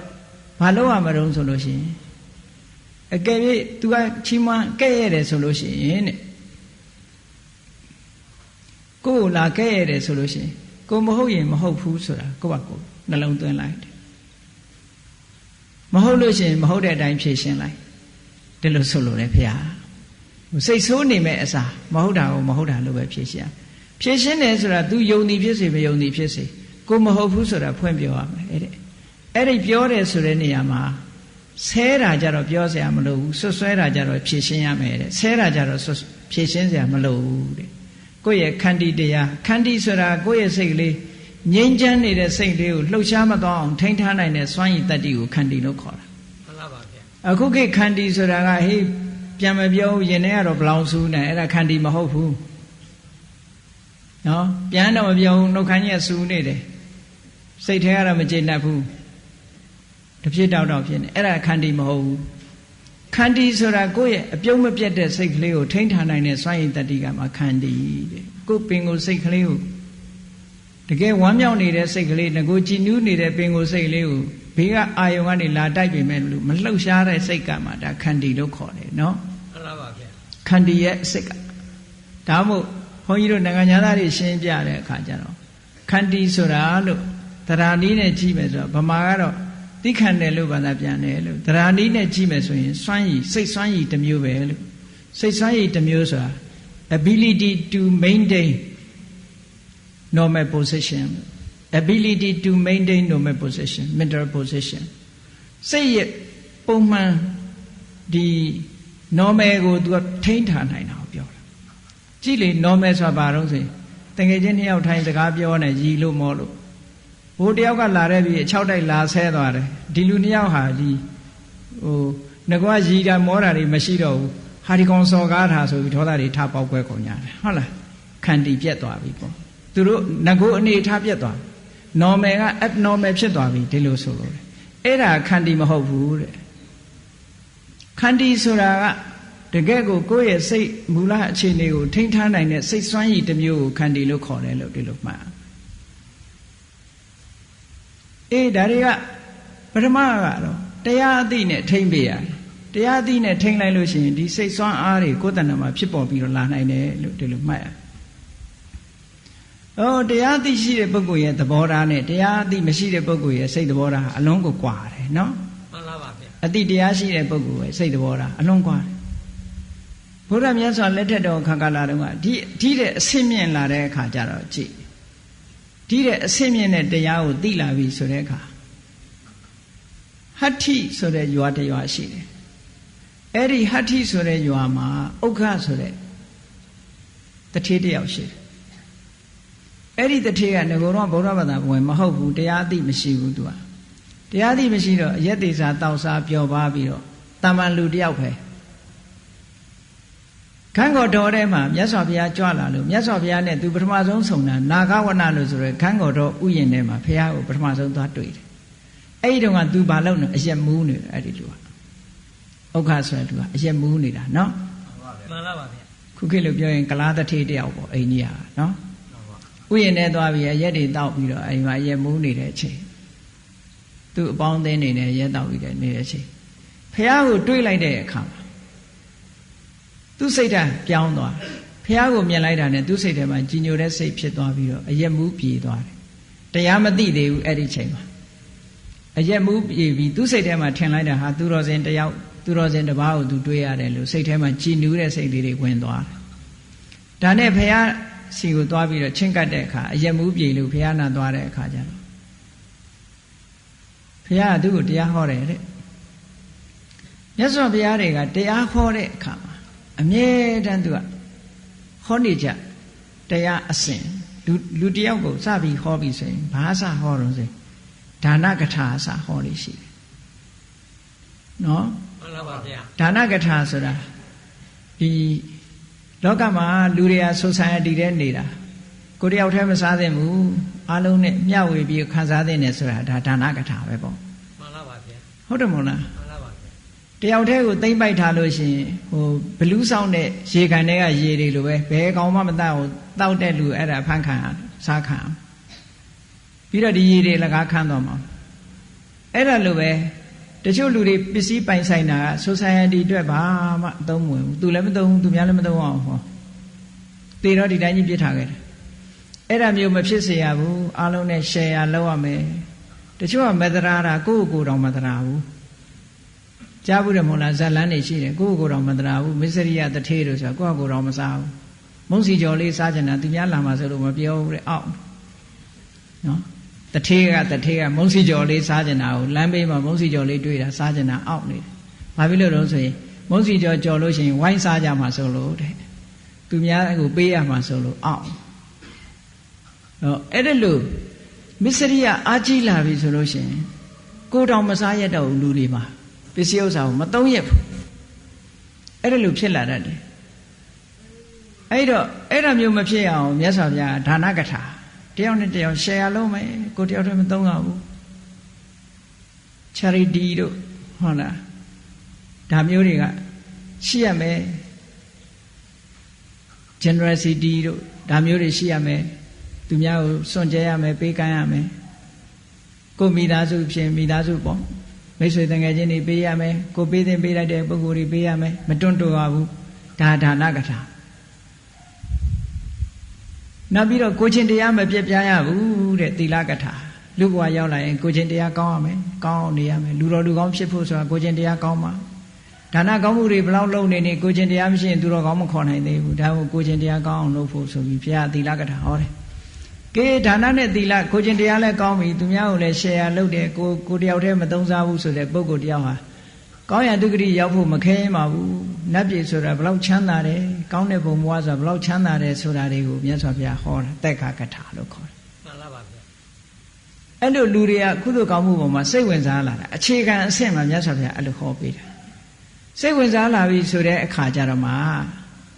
နတ်ပြည်ကိုလူတွေကရောက်ချင်လာပြီကောင်းတဲ့ဘုံဘဝမှာတတ်မဲ့လာပြီဆိုတဲ့အခါမြတ်စွာဘုရားကအေးကာမဂုဏ်အာယုန်နေဆိုတာအင်မတန်မှအန္တရာယ်များပါတယ်တခဏလေးပဲအိမ်မက်နဲ့တူတယ်ကာမဂုဏ်ဆိုတာအိမ်မက်နဲ့တူတယ်အိမ်မက်ဆိုတာနိုးသွားတာနဲ့ပြီးပြီဘာမှမရှိတော့နော်သူပိနကုပမာအိမ်မက်ထဲမှာဟုတ်လားဘယင်ကြီးလုံနေတိုက်ကြီးနဲ့နေနိုးရင်ဘာပြုတာပဲတဲကုတ်ထဲပြန်ရောက်သွားအိမ်မက်ထဲမှာဘလောက်ကောင်းနေနိုးတာနဲ့တပြိုင်နက်ဘာမှမရှိတော့ဘူးကာမဂုဏ်အာယုန်ဆိုတာသူပိနကုပမာအိမ်မက်နဲ့အလားတရာတူတယ်နောက်တစ်ခုကာမဂုဏ်အာယုန်ဆိုတာတဲ့အမဲရိုးနဲ့အလားတရာတူတယ်နာသသမားကနေပြီးတော့နွားတတ်ပြီးတော့ဒီအယိုးမှာကတ်နေတဲ့အသားတွေကိုချစ်ယူပြီးတော့ပြစ်လိုက်တဲ့အမဲရိုးကိုအဲ့ဒီနာမျောနေတဲ့ခွေးကဒါလေးကိုချီးပြီးတော့တနေကုန်ရှာနဲ့ရက်လိုက်သွားနဲ့ကြိုက်လိုက်ရှာနဲ့ရက်လိုက်သွားနဲ့ကြိုက်လိုက်အရသာထွက်နိုးနဲ့အနံ့ကလေးနဲ့ဓာလေးနဲ့ပဲပြီးသွားတာပြီးတာသွားရောသွားတွေနားလာပြီးတော့အဲ့ဒါနောက်ဆုံးညဘာမှဝါလို့မရဘူးပြစ်လိုက်ရတဲ့အနေထားမျိုးကာမဂုဏ်အာယုန်ဆိုတာအဲ့ဒီတိုင်းပဲတဲ့အမဲရိုးနဲ့အလားတန်တူတယ်တဲ့မှန်လားပါဗျာအပေါ်ယံလေးတုပ်လိမ့်တာဘာမှအရသာမရှိဘူးအနံ့ကလေးနဲ့တင်ဟုံနိုးနဲ့ပြီးတော့ပြီးသွားတာဘာမှမရှိတော့ဘူးလို့ဆိုလို့တယ်အေးမြတ်စွာဘုရားကအဲ့ဒါလို့ကာမဂုဏ်အာယုန်တွေရဲ့အပြစ်ကိုဟောတာကာမနာအာရိနဝကထာလို့ခေါ်တယ် အဲ့ဒါတွေကိုမစွန့်လွတ်နိုင်သေးတဲ့မြတ်တောကတွေနဲ့ရင်ဝယ်ပိုက်ပြီးတော့နေကြရမယ်တဲ့ဒါတွေကိုစွန့်လိုက်မှချမ်းသာမှာဆိုပြီးနိက္ခမေအာနိတန္တကထာဒါတွေကိုလုံးဝ freedom လုံးဝစွန့်ပလိုက်ခုနကဗတ္တိယမင်းကြီးဟာတခါတည်းစွန့်လိုက်တာနဲ့အဟောတုခံအဟောတုခံခုမှချမ်းသာတော့တာပဲဆိုတာစွန့်လွတ်သွားတဲ့ဟာမျိုးမြတ်စွာဘုရားဟောဒါကိုကထာ၅မျိုးလို့ခေါ်တယ်မှန်လားပါဗျာအဲ့ဒီကထာ၅မျိုးနဲ့ဟောပြီးတဲ့အခါကျတော့မှလူရဲ့စိတ်လေးဟာတော့ညီဒီတရားဓမ္မကိုခံယူနိုင်စွမ်းရှိပြီဆိုတဲ့အခါကျတော့မှမြတ်စွာဘုရားကတဘာဝတရားတွေရဲ့ဖြစ်စဉ်ကိုဟောတယ်ဟောလိုက်တဲ့အခါကျတော့ဘာနားလည်သွားတုံဆိုတော့တရားနာတဲ့ပုဂ္ဂိုလ်ကနားလည်သွားတယ်စိတ်ထဲမှာအညစ်အကြေးတွေကင်းသွားပြီးသူ့မှာပွင့်လင်းတဲ့မျက်စိတစ်ခုအမြင်တစ်မျိုးရလာတယ်အဲ့ဒီအမြင်ကဘာလို့ဆိုရင်ယံကိဉ္စီသမုဒိယဓမ္မံသဗ္ဗန္တနိရောဓဓမ္မံဖြစ်လာတာမှန်သမျှချုပ်မှာပဲဆိုတဲ့အတိရသွားပြီ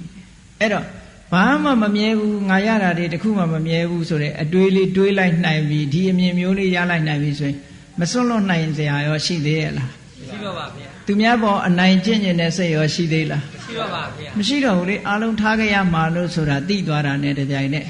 ယံကိဉ္စီသမုဒိယဓမ္မဖြစ်တဲ့သဘောရှိတဲ့တရားမှန်သမျှသည်နိရောဓဓမ္မချုပ်ရမှာပဲတနေ့ကျတော့ပျက်စီးသွားမှာပဲဆိုတဲ့အတွေးလေးကိုရင်ဝယ်ပိုက်ထားနိုင်ပြီဆိုလို့ရှိရင်မမောမှုတွေကလျှော့ချသွားနိုင်တယ်အတွေ့အတာတွေမမောမှုတွေလျှော့ချလိုက်တာနဲ့တပြိုင်နက်တောကတွေကလည်းငြိမ်းသွားတယ်စိတ်ငြိမ်းချမ်းမှုကလက်တွေ့ခံစားရမယ်လို့ဟောဓမ္မစက္ခုဆိုတာခေါဏကနေမြတ်စွာဘုရားကဒီကထာ၅မျိုးနဲ့ဟောလိုက်တဲ့အခါကျတော့ဒီအမြင်ကိုအဲ့ဒီခေါဏတုန်းကဥက္ခဆိုတဲ့တခါကြီးကရသွားတယ်ရသွားတာနဲ့တပြိုင်နက်သူသဘောပေါက်သွားပြီကိုချင်းတရားငါဆောက်တည်တော့မယ် तू ကအိမ်တော်သေးအဲ့တော့ဗြဟ္မစရိယပင်စမဆိုတာ၅ပါးသီလထဲမှာ तू ကကာမိတုမိစ္ဆာစာရတောင်မဟုတ်တော့ဘူးဗြဟ္မစရိယနဲ့၅ပါးသီလကိုဆောက်တည်လိုက်တယ်နော်ဗြဟ္မစရိယနဲ့၅ပါးသီလဆောက်တည်လို့ရတယ်ချင်းမှန်လားပါဗျာဗြဟ္မစရိယသိက္ခာပုဒ်နဲ့၅ပါးသီလကိုဆောက်တည်ပလိုက်တယ်အဲ့တော့ဒီကာမိတုမိစ္ဆာစာရဆိုတာသူတစ်ပါးသားမယားနဲ့မပြစ်မှားပေမဲ့တို့ကိုယ့်ရဲ့ဒီပါတနာနဲ့ကတော့ तू ကရှိတယ်ဗြဟ္မစရိယကျတော့ဘာမှကိုမရှိရမှန်လားပါဗျာ celibacy life လို့ခေါ်တာပေါ့နော်ဟောအဲ့ဒီလိုဘဝမျိုးကို तू ကူးပြောင်းလိုက်တယ်ကြည်တရားအသိရှိတာငါကတထေးလေသူ့မှာဇနီး၄ယောက်ရှိတယ်အိမ်အောင်၄ယောက်ရှိတယ်အဲ့ဒီ၄ယောက်တည်းကလည်းငယ်ငယ်ရွယ်ရွယ်တွေအေးအိမ်ပြန်ပြီးတော့ तू ကဘာပြောတော့ဆိုသူ့ဇနီးတွေကိုခေါ်ပြောတယ်ငါဒီကနေ့ကနေစပြီးတော့တရားအသိရှိလာသည့်အတွက်ကြောင့်ကာမဂုဏ်အာယုန်တွေထဲမှာငါမနေတော့ဘူးသိက္ခာပုဒ်ကိုဗြဟ္မစရိယသိက္ခာပုဒ်နဲ့၅ပါးသီလကိုငါဆောက်တည်လိုက်ပြီနော်အိမ်အောင်တဲ့ဘဝမှာငါမနေတော့ဘူးမင်းတို့တွေတဲကနေပြီးတော့ဒီအိမ်မှာဆက်နေခြင်းမင်းတို့နေနိုင်တယ်အကယ်၍မနေခြင်းဘူးဆိုလို့ရှိရင်လည်းတခြားအိမ်ကိုပြန်နိုင်တယ်ယူခြင်းတဲ့ပစ္စည်းအကုန်ယူပြီးတော့အကယ်၍နောက်အိမ်တော်ပြုတ်ခြင်းနဲ့ဆိုရင်လည်းပဲဘသူ့ကိုပြုတ်ခြင်းလည်းငါ့ကိုပြောလို့ဆိုတော့အဲ့ဒီထဲမှာသူ့ရဲ့အငယ်ဆုံးဇနီးကနေပြီးတော့ပြောတယ်တဲ့ဘသူနဲ့သူပေးစားပါလို့ပြောတယ်အဲ့ဒီလူကစိတ်သဘောထားဘလောက်ကောင်းလို့ဆိုအတိတရားရှိတဲ့လူရဲ့စိတ်နေသဘောထားအကြည့်အဲ့ဒီသူ့ရဲ့ဇနီးအငယ်ဆုံးဟုတ်လားအရွယ်ကိုသူပြောတဲ့ယောက်ျားနဲ့လက်ထပ်ပေးလိုက်တယ်သူကိုယ်တိုင်သွားပြီးတော့လက်ထပ်ပေးလိုက်တယ်အဲ့လိုလက်ထပ်ပေးလိုက်တဲ့အချိန်မှာသူ့စိတ်ဟာနည်းနည်းလေးမှတွန့်တိုခြင်းမရှိဘူးတဲ့ဘာမှစိတ်ပြောင်းလဲသွားတာမရှိဘူးသူဆုံးဖြတ်ချက်ဟာနောက်ကြောင်းမလှည့်ဘူးလို့ဆိုဒါဘာကြောင့်လဲဆိုတရားအတိပဲဟုတ်လားမှန်ပါဗျာသူ့ရဲ့အတိတရားကအလွန်အဆင့်မြင့်သွားပြီနော်ဒီအဆင့်ရောက်သွားတယ်ဆိုတာအလွန်အဆင့်မြင့်သွားပြီဒါဘုရားတရားနာပြီးဒီအဆင့်ရောက်သွားတဲ့လူကတကယ်ရှိခဲ့ဘူးလားနောက်အဲ့ဒါလို့သူအိမ်အောင်တဲ့ဘဝကိုဆုံးလွတ်လိုက်ပြီးတဲ့အခါကျတော့ဘုန်းကြီးဝတ်ထားမဟုတ်ဘူးလူနဲ့ပဲနေတယ်အဲ့တူကဆက်ပြီးတော့အိမ်အောင်တဲ့ဘဝဆုံးလွတ်ပြီးတဲ့အခါမှာသူဘာလုပ်တုံးဆိုရဟန်းတန်ဃာတွေကိုစိကတ်တဲ့အခါမှာတဲ့ဘယ်တော့မှမလေးမစားမစိကတ်ဘူးတဲ့လေးလေးစားစားစိကတ်တယ်ဘယ်ကိုတော့စီသွားတလေးတစားစိကတ်တယ်တဲ့ဟောဒါသူ့ရဲ့အည်သွေးတစ်ခုနောက်တစ်ခါယဟန်တန်ဃာတွေစီသွားတဲ့အခါမှာဘုန်းကြီးကတရားဟောရင်ဟောမဟောလို့ရှိရင်သူကဟောရတယ်တရားချဲစကားချဲနံပါတ်တောင်းပြီးဘယ်တော့မှပြန်မလာခဲ့ဘူးဘုန်းကြီးစီသွားလို့ရှိရင်တရားစကားပဲပြောတယ်ဘုန်းကြီးကတရားဟောရင်ရိုသေစွာနားထောင်တယ်နော်ဟိုစီးပွားရေးစကားလည်းမပြောဘူးကျောင်းသွားရင်တရားဟောရင်ဟောတယ်ဘုန်းကြီးကဟောရင်ရိုသေစွာနားတယ်ဘုန်းကြီးကမဟောရင်သူကဟောရတယ်တဲ့အဲ့ဒီလိုအနေအထားမျိုးသူကကြည့် အတိတရားရှိတဲ့ပုဂ္ဂိုလ်ရဲ့စိတ်သဘောထားတွေကဘလို့ပြောင်းသွားတယ်ဆိုတာနောက်ကြတော့တနေ့ကျတော့သူကတန်ဃာတွေကိုဆွမ်းသားပင့်တယ်ဆွမ်းသားပင့်တဲ့အခါကျတော့သူ့အိမ်ဆောင်နှက်ကလာပြီးကိုသူပြောတယ်ဘယ်ကူတော်ကယဟန္တာဘယ်ကူတော်ကသောတပန်ဘယ်ကူတော်ကအနာဂံအဆင့်ရှိတယ်ဘယ်ကူတော်ကတော့သီလမရှိဘူးနဲ့လာပြီးပြောတယ်သူ့စိတ်ထဲမှာဒီလိုလုံးဝခွဲခြားတာမရှိဘူးတဲ့တန်ဃာဆိုပြီးတော့ပင့်တယ်ဘယ်သူပဲဖြစ်ဖြစ်ဘယ်ပုဂ္ဂိုလ်တော့များများလှူမယ်ဘယ်ပုဂ္ဂိုလ်တော့ရှော့လှူမယ်လို့စိတ်ထဲမှာကွက်တာမရှိဘူးတဲ့ဟောဒါလည်းသူခိုးဆက်ကောင်းတာပဲတရားသိရှိသွားပြီဆိုလို့ရှိရင်ပုဂ္ဂိုလ်မရွေးတော့ဘူးသူကပုဂ္ဂိုလ်ရွေးနေတာတွေကတရားသိအားနည်းနေသေးတယ်တဲ့တန်ဃာဆိုလို့ရှိရင်ဓာတ်တို့ထားနိုင်တဲ့အနေထားရှိတယ်ဘယ်ပုဂ္ဂိုလ်ကတော့ယန္တာဆိုရင်ယန္တာပဲလှူမယ်ဟိုယန္တာမဟုတ်တဲ့ပုဂ္ဂိုလ်မလှူဘူးဆိုရင်မျိုးမရှိဘူးတဲ့သူကနော်မှန်လားပါဗျာဟိုယန္တာဆိုပြီးတော့ဝိုင်းအောင်နေကြတာမျိုးမလုပ်ဘူးတဲ့ဒါမျိုးမလုပ်ဘူးသူကနတ်တွေကဒီလိုလာပြောတာကိုလေသူစိတ်ထဲမှာတုံလုံးအောင်မဖြစ်ဘူးတဲ့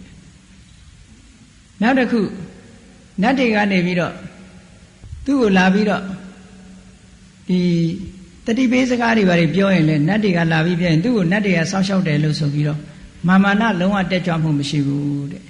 နတ်တွေနဲ့စကားပြောရတယ်ဆိုပြီးတော့သူ့စိတ်ထဲမှာဘာမှပြောင်းလဲမှုမရှိဘူးလို့ဒီလိုဆိုသူ့ရဲ့ရှိတဲ့ပစ္စည်းဥစ္စာကိုလည်းပဲကိုချင်းတီလာရှိတဲ့ပုဂ္ဂိုလ်တွေနဲ့ဘယ်တော့မှခွဲချမ်းမလုပ်ဘူးတဲ့ဓာတ်ညညီမြပဲလှူလိုက်တယ်ပေါ့နော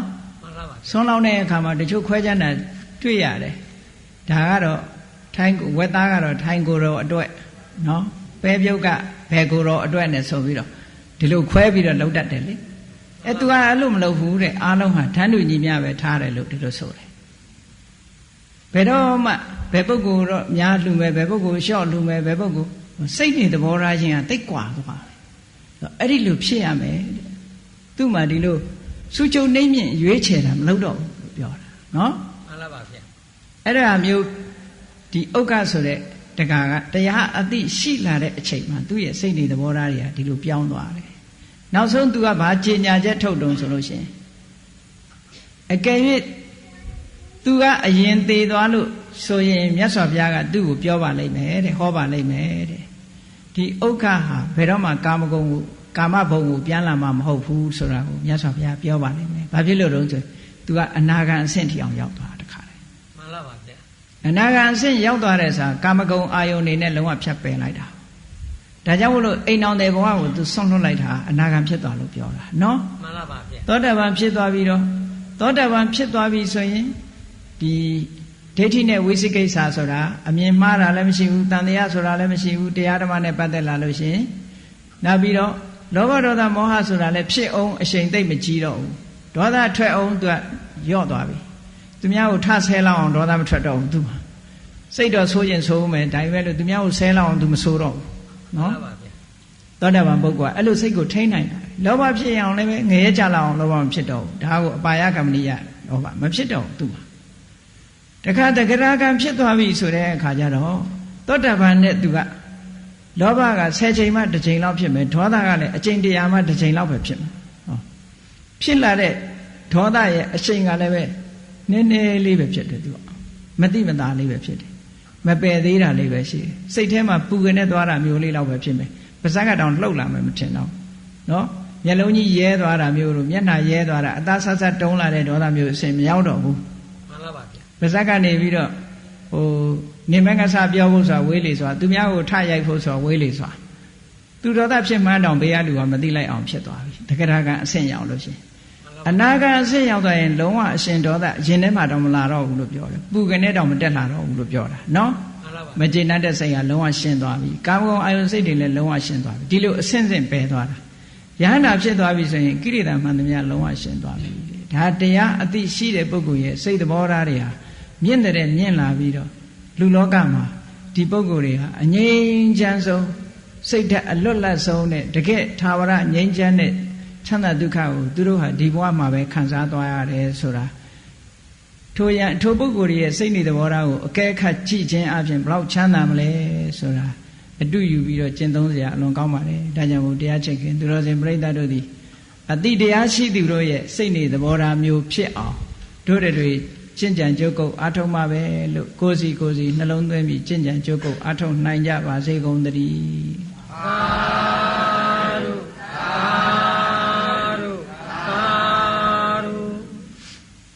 ကဲမေတ္တာပို့ရတတ္တဝါများစွာ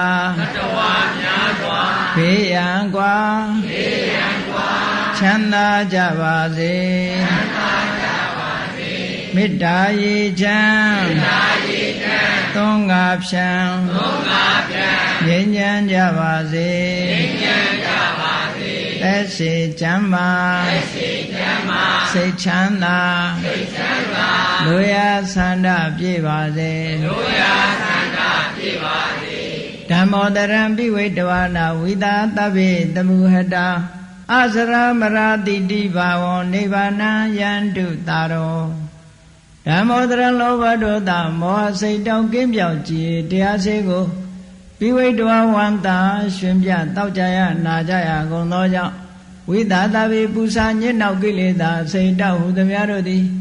သမုဒ္ဒပိဉ္စဘဲတွင်ရေမတင်တဲ့ကဲ့သို့ကင်းစင်လွင်ပြောင်းပေမြောက်အောင်ပယ်ဖြောင်းကုန်သည်ဟွန်တုစင်စစ်မသွေဖြစ်ကြပါစေကုန်သတည်း